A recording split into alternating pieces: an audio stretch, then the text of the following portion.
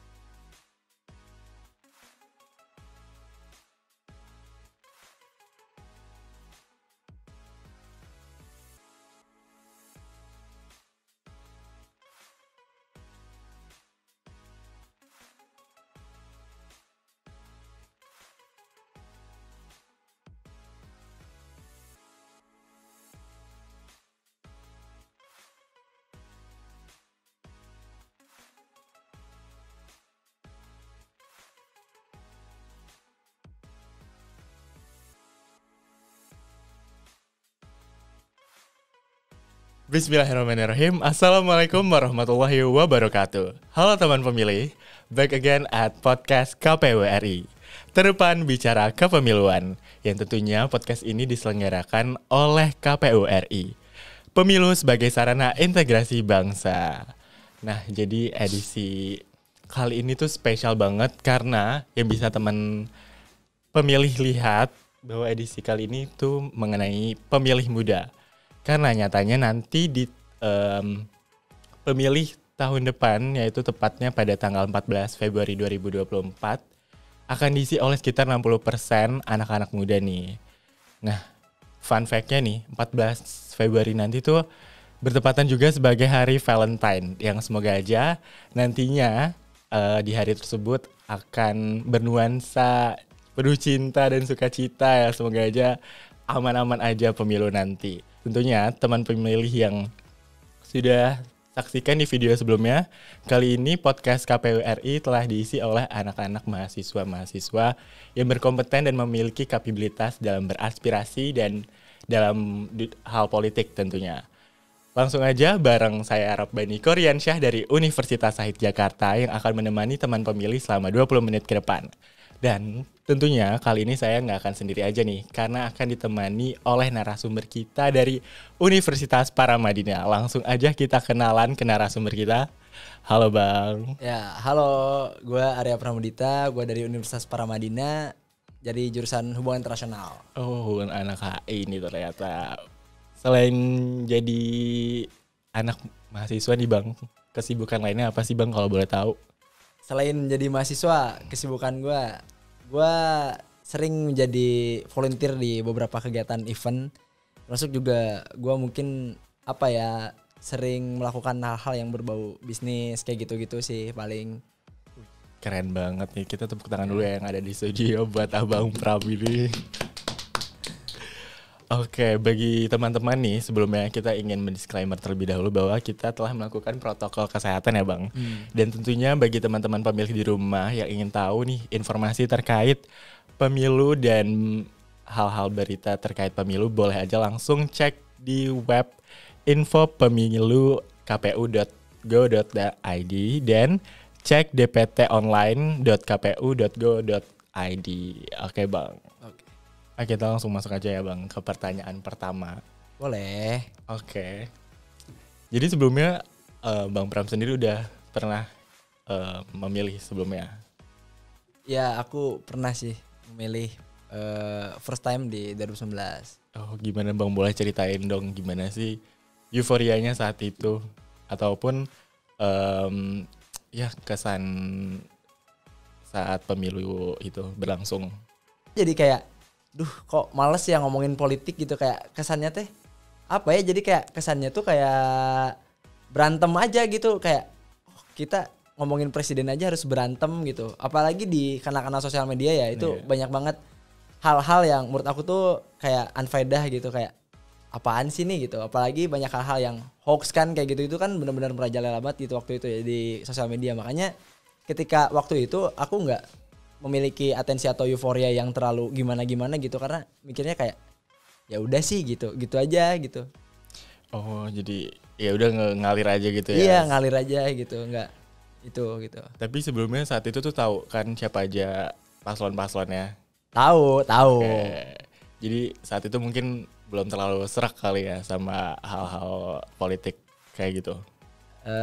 Ya sebenarnya kalau untuk pandangan politiknya aku udah beberapa belajar gitu ya, serak-serak aja untuk pandangan politik. Cuman untuk memilih, pada akhirnya memilih untuk memilihnya mungkin aku ya waktu itu belum sampai aware kayak ngapain sih harus milih, terus kenapa kita harus jadi pemilih, gitu-gitu aja sih paling. Kalau soal pemahaman politik mungkin kayak hal-hal politik ya aku suka hal-hal politik, cuman kayak belum bisa aja kayak mikir kalau misalkan milih nggak milih itu apa dampaknya dan sebagainya, kayak gitu-gitulah pokoknya. Oke, jadi kalau boleh tahu nih, kalau sosok idealnya nih, sosok ideal pemimpin dari Bang Pram tuh gimana sih? Kalau aku pribadi ya, selama belajar hal-hal yang berbau politik itu ataupun baca-baca buku politik gitu ya, melihat gitu, mengambil gitu, mengadopsi pandangan tuh seperti ini sih. Gimana calon yang ideal gitu lah ya. Kita berbicara calon aja ya. Misalkan calon pemimpin yang ideal tuh seperti apa sih untuk memimpin suatu negara gitu. Kalau aku sih agak pragmatis sih. Yang pertama ya jelas punya integritas gitu. Karena kalau misalkan dia punya integritas, artinya dia punya ketahanan gitu dari misalkan hal-hal yang berbau suap menyuap kayak gitu lah ya. Terus selain memiliki integritas juga aku berharap pemimpinnya itu mengenal asas-asas demokrasi gitu, karena kita negara demokratis ya kan, kedaulatan tertinggi di tangan rakyat begitu, jadi berpihak kepada rakyat gitu. Itu satu, dua, integritas dan berpihak kepada rakyat. Kemudian juga yang ketiga mungkin pentingnya itu adalah memahami bagaimana sistem negara kita ini berjalan. Misalkan kayak kan kita terdiri dari banyak daerah gitu. Nah, di banyak daerah itu pasti memiliki norm yang berbeda-beda gitu, norma hukum adat yang berbeda-beda gitu. Nah, maksudku ketika misalkan negara kita ini adalah negara yang memiliki otonomi daerah gitu, bagaimana sih pemimpin ini akhirnya nantinya bisa mengintegrasikan otonomi daerah ini untuk pada akhirnya berdaulat gitu. Maksudnya kayak nggak apa-apa tuh misalkan sekarang gitu kayak ngelihatnya tuh kayak apa-apa tuh ngelihat pemerintah pusat kayak gitu-gitu kan, kayak yang di daerah-daerah ini kayak nggak tahu gitu. Maksudnya kayak anggaran misalkan dan lain sebagainya itu diakomodir sama lembaga-lembaga pemerintahan yang ada di pusat gitu. Jadi si hak otonom daerahnya ini juga perlu dipertegas lagi. Jadi aku butuh pemimpin yang memang mengerti apa kebutuhan yang ada di daerah gitu. Kayak gitu sih. Kayak ya misalkan beberapa daerah di Indonesia itu sumber daya alamnya diambil, dikeruk gitu. Ya hilirnya pada akhirnya nanti akan kemana gitu ya, ke sini-sini juga akhirnya kayak ya ke Jakarta gitu untuk jadi barang dan lain sebagainya. Jadi aku butuh pemimpin yang memang mengerti soal kultural juga gitu, integritas, memahami HAM dan demokrasi, terakhir itu mengerti kultur dan adat budaya yang ada itu. Oke, berarti banyak banget ya tantangan dari calon-calon ini. Iya. Nah, khususnya nih tantangan untuk para paslon nantinya untuk mendapatkan nih suara-suara dari teman-teman kita, anak-anak muda tuh apa sih, Kak? Wah, berat ya friend pertanyaannya ini, ngomongin bagaimana si paslon ini nanti apa tadi mendapatkan suara dari anak muda ya. Ya kalau aku sendiri sih ngelihat dari anak muda, kadang aku suka pengen balik nanya gitu sebenarnya. Balik nanyanya tuh kayak gini sebagai anak muda gitu. Ketika memang paslon-paslon atau calon-calon ini membutuhkan suara kita, suara anak muda gitu, aku pengen balik nanya dulu sebelum menjawab gitu. Emang sejauh ini negara gitu atau misalkan si calon-calon pemimpin ini semampu apa atau misalkan sekomitmen apa untuk menyediakan fasilitas-fasilitas yang mendukung anak muda untuk pada akhirnya terlibat dalam setiap entah pengambilan keputusan atau peran-peran lainnya gitu ya. Nah itu dulu gitu. Jadi sebelum ngomongin misalkan bagaimana caranya, nah tergantung dulu cara melihat. Kita harus memahami apakah hari ini anak muda itu dilihat sebagai objek atau subjek gitu. Atau pada akhirnya anak muda ini hanya pasar saja gitu. Mereka hanya butuh suara kita untuk menang gitu ya. Karena mayoritasnya anak muda. Tapi setelah itu ya anak mudanya nggak difasilitasi apa-apa juga gitu. Jadi sebelum nanyanya ke sana gitu, mungkin kita harus lihat dulu gitu.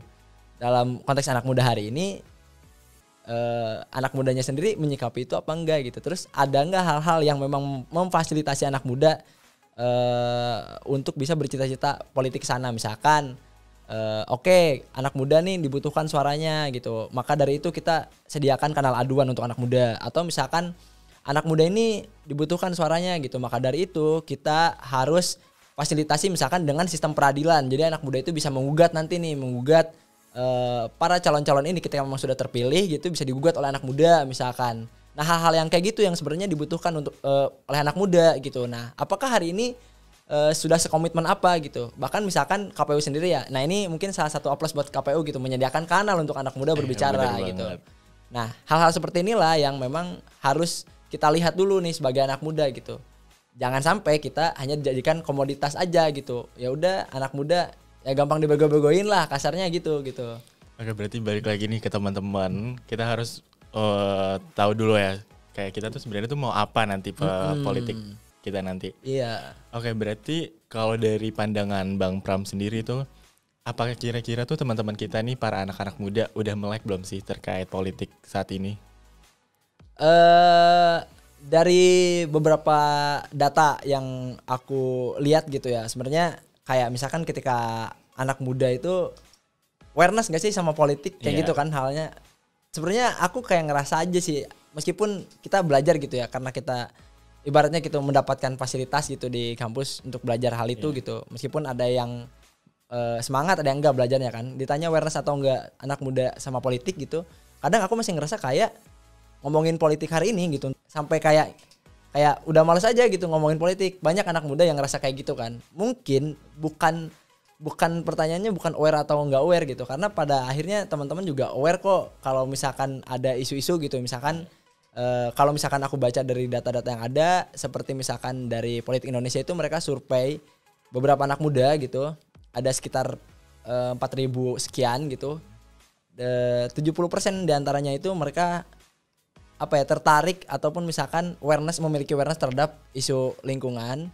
Kemudian sekitar 80% juga melek sama isu korupsi. Artinya kan mereka melihat bahwasannya kayak ada terjadi sesuatu nih di dalam birokrasi kita yang enggak sesuai gitu. Maksudnya itu kan udah politik kan. Maksudnya itu udah aware terhadap politik gitu. Nah, mungkin kalau misalkan untuk ke arah kebijakan, nah itu aku belum lihat gitu sejauh mana anak muda ini berani menyuarakan sesuatu sampai ke level kebijakan, entah dengan cara-cara strategis, dengan langsung misalkan memberikan rekomendasi kebijakan-kebijakan yang ada gitu. Misalkan mereka langsung datang ke misalnya lembaga-lembaga negara legislatif gitu untuk beraudiensi atau apa, atau misalkan memang dengan hasil-hasil penelitian-penelitian yang ada untuk mendukung perancangan kebijakan publik seperti itu. Oke, berarti balik lagi ke para paslonnya tersebut untuk gimana sih biar cara ngebungkus politik itu gimana, kayak entah itu lebih masukin ke era-era anak-anak muda, branding di Instagram atau segala macam itu ya. Nah, berarti kalau anak-anak mudanya sendiri nih Bang, dalam tadi kan ada isu-isu yang lagi saat ini tuh banyak banget kan diomongin, entah itu terkait korupsi, terus isu-isu politik. Berarti secara nggak langsung kita tuh sama-sama harus berperan langsung dalam mengambil peran dalam isu-isu tersebut, ya kan? Berarti untuk mengatasi istilahnya dalam mengatasi hal-hal isu-isu tersebut tuh dari pihak pemerintahnya tuh saat ini Bang Pram tuh lihatnya tuh kayak gimana? Apakah kayak udah teratasi atau belum?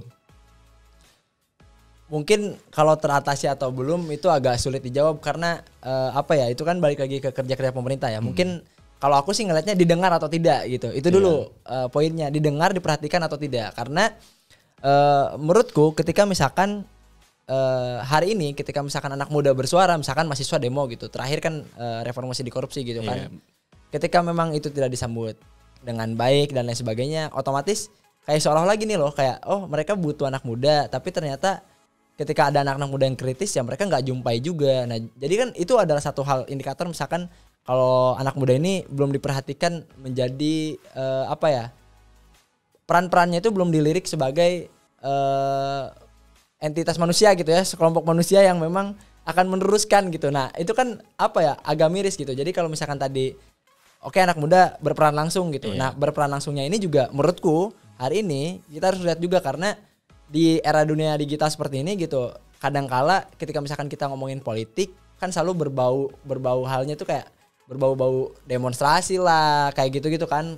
Jadi selalu konotasinya tuh selalu begitu gitu, kayak ngomongin politik, wah anak-anak politik pasti kerjaannya demo, kerjaannya Image-nya istilahnya udah jelek duluan. iya menggugat negara bla bla bla bla bla bla gitu kan. Nah kalau aku sih ngelihatnya peran-peran langsung anak muda juga hari ini nggak cuman melulu soal aksi-aksi seperti demo, karena banyak aksi yang bisa dilakukan gitu, entah dari aksi simbolik kemudian aksi apa namanya digital, itu kan banyak ya, petisi dan lain sebagainya gitu, itu bisa dilakukan dan bisa teman-teman apa ya istilahnya jangkau gitu. Ketika memang teman-teman merasa kalau misalkan bete nih kalau misalkan peran-peran langsung anak muda ngomongin politik tuh harus demo, harus diskusi bersama teman-teman yang idealis-idealis ini gitu. Misalnya ya teman-teman punya caranya tersendiri, entah melalui lagu gitu, misalkan menyuarakan hal politik, maksudnya ya bukan menyuarakan hal yang berbau politik itu lewat lagu, mengedukasi lewat lagu, lewat puisi, lewat tulisan, lewat apa, kan banyak cara sebenarnya gitu. Jadi untuk peran-peran anak muda hari ini juga mungkin banyak yang sudah dilakukan gitu, tapi untuk sampai didengar atau tidak ya balik lagi gitu. Teman-teman yang sudah datang ke DPR pun ibaratnya gitu, datang ke satu kantor gitu, ke Senayan gitu, ya tidak, ibaratnya kadang jarang mendapatkan sambutan-sambutan baik. Artinya teman-teman ya sudah hanya sekedar berorasi dan lain sebagainya gitu. Nah apalagi yang sosial media ini gitu, maksudnya kan hal-hal yang kayak gitu berarti sejauh ini demokrasi kita ya mengkhawatirkan gitu, nggak ada respon yang cepat gitu loh. Berarti secara garis besar tuh kualitas demokrasi di Indonesia saat ini tuh gimana sih Bang, menurut Bang Pram? Kalau menurut saya ya sangat mengkhawatirkan sih. Mengkhawatirkan ini dalam artian gini, selama misalkan ketika suara kita dibatasi, misalkan anak muda bersuara, misalkan contoh, saya ngambil contoh kasus misalkan ini ya, teman kita dari Lampung gitu misalkan. Iya. Anak muda juga kan, maksudnya yang bersuara soal apa ya, misalnya keresahan dia kan, soal masalah-masalah yang terjadi. Saya nggak tahu lah, intinya itu apakah karena narasinya atau bentuk apanya gitu. Tapi hal-hal yang kayak gitu akhirnya menjadi sensitif ya dan viral gitu dan sebagainya gitu. Nah hal-hal yang kayak gitu tuh kadang-kadang kayak dia sampai mendapatkan intimidasi dan ancaman. Nah ketika misalkan kita masih tidak memiliki ruang aman untuk bersuara di apa ya, di muka umum gitu, otomatis berarti kita harus bisa mengukur kalau misalkan kualitas demokrasi kita itu masih rendah gitu, maksudnya belum bagus gitu. Soalnya apa? Karena tadi ketika orang masih ngerasa takut untuk berbicara sesuatu hal yang memang dirasa itu tuh adalah hal yang memang baik ya, bukan baik maksudnya kayak apa ya, bukan indikator baik juga sih, tapi kayak ya itu dia keresahan gitu, ataupun dia menyampaikan ide-ide atau gagasan atau kritik lah ya, katakanlah kritik gitu, masih memiliki rasa kurang aman atau ketakutan, ya berarti demokrasinya masih mengkhawatirkan. Ya, berarti apakah kita nih sebagai anak muda nih harus lebih belajar lagi nih tentang politik-politik di Indonesia? Karena kan seperti yang kita tahu nih, kita juga udah dapatkan pendidikan terkait seperti PKN dan semacamnya. Apakah itu udah cukup menurut Bang Pram? Atau kita harus lebih research lagi terkait politik-politik di Indonesia? Ya menurutku nggak cukup sih. Karena kalau menurutku ya bukan anak muda aja yang hari ini harus belajar gitu. Tapi karena kayak belajar tuh emang itu udah kewajiban lintas generasi. Jadi ketika misalkan ditanya pelajaran PKN gitu, apakah udah cukup apa enggak, menurutku enggak gitu. Ibaratnya kalau kita belajar politik itu kan dinamis gitu. Iya. Hari ini kita berbicara fenomena politik gitu, A misalkan, besok bisa B, besok bisa C gitu. Ya ibaratnya ketika misalkan kita belajar pilpres di Amerika misalkan ya. Ketika misalkan orang Amerika, ini negara yang hegemoni kan, super power gitu. Masyarakatnya yang memang dianggap teredukasi begitu kan. Tapi ketika misalkan ada penggembosan atau misalkan propaganda mengenai ISIS dibuat oleh Barack Obama dan Hillary Clinton gitu, terus mereka tiba-tiba percaya gitu dan akhirnya kalah gitu. Nah berarti kan ngomongin fenomena politik itu kan dinamis gitu. Makanya di situ kita harus terus belajar gitu, mengamati sih. Ya paling penting tuh mengamati, dan belajarnya itu apa ya? Ada dua hal gitu yang selalu ditekankan gitu oleh dosenku kalau misalkan belajar. Jadi kita harus belajar. Pertama itu secara literatur, yang kedua itu empiris gitu. Jadi dua hal ini tuh nggak bisa dipisah gitu. Pertama, literatur tuh penting untuk pengayaan intelektualitas kita. Bener-bener. Nah terus empiris itu penting untuk pada akhirnya men-challenge apakah si literatur ini relevan atau tidak gitu. Dan kemudian polanya seperti itu, balik lagi aja empiris, literatur empiris gitu aja sih sebenarnya. Nah itu yang penting gitu. Oke, berarti balik lagi kita harus improve terus ya. Ya. Berita-berita, update dan segala macam. Dan juga pastinya dari pihak-pihak instrumen negaranya tuh juga harus mendukung kan. Kayak gimana sih caranya tuh yang pas agar komunikasi politiknya tuh tercapai gitu, bukan begitu Bang? Yang pas. Iya. Ya. Nah, sebelum itu teman pemilih, kita break sebentar dulu dan pastinya jangan kemana-mana karena kita akan balik lagi di segmen berikutnya.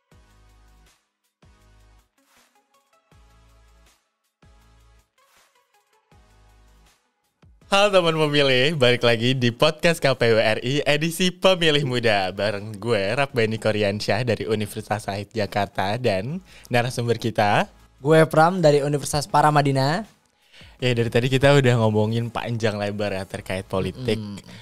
Langsung aja nih kita lanjut ke pertanyaan berikutnya nih Bang. Boleh. Oke. Ini ngomong-ngomong nih ya Bang, karena kita nih anak-anak muda pasti udah melek banget kan. Yang namanya digital nih, handphone, terus bener kan Bang? Terus gimana sih Bang tips and trick untuk para paslon-paslon itu dalam ngebangun branding dalam sosial media mereka agar kita tuh interest gitu sama mereka. Interest? Iya. Dari beberapa hal. Ini aku ngambil contoh kasus individu aku aja ya. Sebagai anak muda gitu. Kayak kadang ketika misalkan aku bikin postingan yang ibaratnya nih akun nge-follow gitu. Nge-follow akun-akun yang memang sering campaign politik gitu-gitu kan. Kayak terus aku kayak bikin postingan-postingan berbau-bau politik gitu tuh kayak jujur itu jarang dibaca dan jarang ada yang nge-like ataupun komen gitu. Maksudnya kayak ya udah gitu. Dan tapi ketika aku ngelihat akun-akun yang kayak ngomong-ngomongin politik kayak gitu. Yang bagus-bagus, yang branding-brandingnya bagus tuh gitu, kayak banyak orang yang aware gitu, termasuk media-media itu. Yang pertama itu simple. Itu ya, anak muda tuh suka yang simple gitu. Jadi jangan terlalu banyak tulisan-tulisan, caption gitu. Kalau di media sosial ya, khususnya nih sosial media nih, ngomongin sosial media gitu. Itu yang simple gitu. Jadi kalau misalkan video YouTube nih ngomongin audio visual ya jangan yang terlalu panjang gitu ya. Yang biasa-biasa aja, yang simple-simple. Anak muda tuh nggak mau ribet gitu kan. Itu satu. Nah yang kedua mungkin kalau dari aku itu menarik sih buat dilihat gitu. Kayak bikin penasaran dan ngehibur. Kayak gitu. Karena anak muda hari ini banyak gabutnya anjir. Serius gue. Kalau menurut lu gimana? Kalau menurut gue sih relate ya. Kayak relate ya terkait entah itu masalah sehari-hari dan macamnya. Nah, dari Instagram nih atau sosial media lainnya, TikTok pastinya kan ada tuh kayak black campaign ataupun kayak buzzer-buzzer yang bisa langsung aja nih masuk dan langsung ngebuka atau mengubah opini kita nih, opini masa nih anak-anak muda. Dari hal tersebut kan pastinya ada tuh kayak entah itu hoax dan lain semacamnya. Kita tuh sebagai anak muda tuh harus banget kan kayak lebih bijak lagi dalam melakukan menyaring-nyaring istilahnya ya, nyaring-nyaring info-info terkait hoax dan semacamnya itu. Kalau dari Bang Pram sendiri tuh pernah nggak sih ngelihat kayak kasus-kasus kayak black campaign dan semacamnya? Terus kalau dari Bang Pram sendiri tuh menyikapinya tuh gimana? Oke, kalau misalkan ngelihat kasus tuh kayak sekarang tuh banyak ya yang kayak gitu. Karena hari ini berbicara misalkan kekuatan rakyat Indonesia ya, the power of netizen gitu ya kan. Cuman balik lagi, ya gitu. Kan ada istilah-istilah tuh SJW gitu ya, SJW yang kayak gitu tuh kan. Nah, kalau gue sih ngelihatnya gitu kayak yang kayak gitu-gitu tuh itu satu sisi bagus, tapi satu sisi tuh ada dampak bahayanya juga cuy. Jadi kayak orang-orang tuh jadi mudah kegiring opininya tanpa mengecek kebenarannya dulu gitu. Nah, mungkin kalau teman-teman itu istilahnya aktif di sosial media, maka hal yang paling pertama teman-teman itu harus perhatikan adalah pertama security digital teman-teman tuh penting kan. Yang kedua, ketika ada fenomena atau isu, itu di cross check dulu kebenarannya dengan menelusuri sumbernya ya kan. Jadi jangan sampai kayak udah isunya kemana-mana, udah viral segala macam, tahu-taunya lu salah nge-reply cuy gitu. Itu bukan fakta gitu kan. Nah jadi tetap utamakan fakta. Itu sih kalau gue ya. Terus kalau gue menyikapinya gimana? Itu kan tadi ya. Kalau gue sih nyikapinnya Kadang gue bodo amatan, kadang gue juga ngeliat-liat aja. Karena gue kalau di sosial media jujur li orangnya nggak mau terlalu ribet-ribet banget sih. Kayak gitu-gitulah. Ya mungkin aja ada teman-teman kita yang mau langsung repost sih biar kelihatan kayak gue nih anak politik banget. Iya kan, biasanya banyak tuh yang kayak gitu-gitu juga kan. Bener tuh. Nah jadi kalau dari Bang Pram sendiri tuh ngelihatnya tuh dari apa namanya pengawasannya nih dalam sosial media tuh gimana sih, kayak orang-orang di balik yang ngejaga Kominfo dan semacamnya itu dalam menyikapi adanya black campaign dan hoax kayak gitu. Apakah udah cukup nih untuk ngejaga kita nih sebagai netizen untuk biar nggak dapat apa namanya hoax kayak gitu? Iya, menurutku lembaga negara ya, khususnya di sini mungkin Kemenkominfo itu apalagi untuk menuju tahun pemilihan itu memang benar-benar harus bikin kanal aduan untuk hoax kayak gini gitu. Karena di 2019 ini benar-benar merajalela banget dan benar-benar ngeracunin gitu. Orang-orang jadi terpolarisasi oleh buzzer ini gitu. Dan apa ya, lebih parahnya ini dipakai untuk pada akhirnya menggoloskan kepentingan gitu. Nah ini yang parah gitu, karena pada akhirnya rakyat yang gak teredukasi malah hal-hal seperti ini tuh jadi meracuni pikiran-pikiran masyarakat pemilih gitu kan akhirnya. Nah maka saranku sih ya Kominfo sampai hari ini perlu ada, mungkin udah ada ya kanal aduan kayak nge-track apa namanya, siapa yang pertama kali ngeposting kayak gitu-gitu kan ada ya. Tapi mungkin lebih ke disiapin aja untuk mendekati tahun-tahun pemilu gitu. Harus ada tim khusus lah untuk mengurusi hal-hal yang beginian gitu. Karena kadang-kadang kalau yang urusan-urusan cyber ini gitu, kita kadang nggak tahu ya akunnya siapa, akunnya bodong dan lain sebagainya. Terus yang ngeri itu kadang-kadang ketika misalkan di sosial media kita ikut komen atau ikut apa, tiba-tiba kena doxing lah gitu kan, tiba-tiba kena spamming lah gitu-gitu. Nah itu tuh hal-hal yang kayak gitu tuh yang mungkin perlu dihindari juga dan perlu ditingkatkan pengawasannya sih menurutku. Oke, balik lagi kita sebagai anak muda nih yang melek di internet harus pintar-pintar ya milih-milih informasi. Oke nih Bang, mungkin untuk terakhir harapannya untuk politik kita di kedepannya tuh apa? Aku sih berharap politik kita kedepannya itu lebih memberikan warna baru gitu ya. Jadi nggak monoton gitu. Maksudnya warna baru itu adalah pilihan-pilihan yang memang berbeda dari sebelumnya gitu. Ketika kita berbicara misalkan era pasca reformasi gitu ya. Ketika memang partai politik ini juga menjadi jalan politik gitu ya. Jalan politik rakyat itu dipercayakan kepada partai politik. Apa warna pembaharu dari partai politik ini gitu yang membedakan antara partai satu dan partai yang lainnya gitu. Karena ketika misalkan hari ini ngelihat sama aja, jadi itu yang membuat anak muda seperti kita tuh bosan gak sih kayak ngelihat gitu-gitu aja dari dulu gini. Nah, maka harapanku adalah bisa memberikan warna baru untuk anak muda, biar anak muda itu bisa merasa kalau misalkan penting nih kita berpolitik gitu kan. Iya benar. Boleh kasih tahu satu contoh visualisasinya gimana? Karena kan Abang sendiri salah satu anak-anak muda kan. Iya.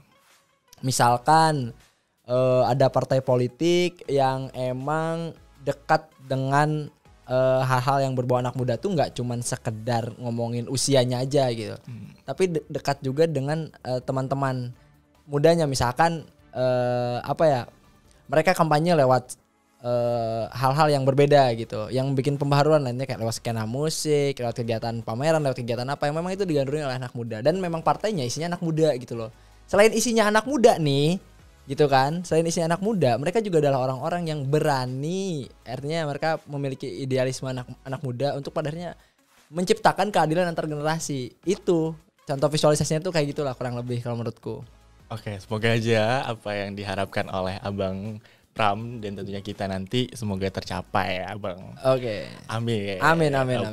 Semoga aja nanti kita makin transparan lagi politik kita. Iya, itu. Gak ada ya sara apapun yang dapat pecah belah kita. Nah itu dia. Boleh aja nih langsung nih Bang Pram, pesan-pesan untuk para teman pemilih di sana. Ya langsung.